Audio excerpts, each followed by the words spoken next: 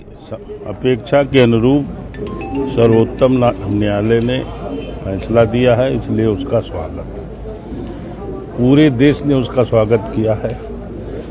और इस फैसले से कहीं भी यह नहीं दिखाई पड़ता कि किसी की जीत हुई है, किसी की हार। पूरे देश में एक सुखद माहौल बना रहे, यह सबकी अपेक्षा है और पूरा देश मिलकर के इस देश के विकास और उत्थान में काम करे।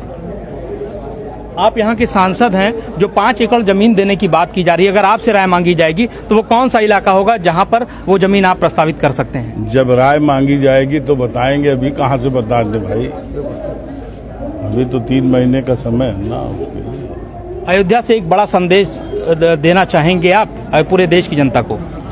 हम पूरे देश से यह अपील करेंगे कि सद्भाव और सौहार्द का वातावरण पूरे देश में बने और सब एक भाईचारे के माहौल में रहें।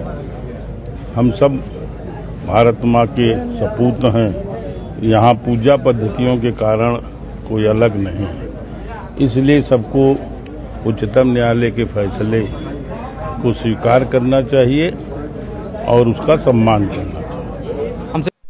अयोध्या मंडल की खबरों से अपडेट रहने के लिए अवध ग्राम्य वार्ता चैनल को सब्सक्राइब करें और हमारी खबरों के बारे में अपने कमेंट ज़रूर लिखें। साथ ही अगर आपके पास भी कोई खबर है तो आप 94 54 83 48 95 पर व्हाट्सएप भेज सकते हैं।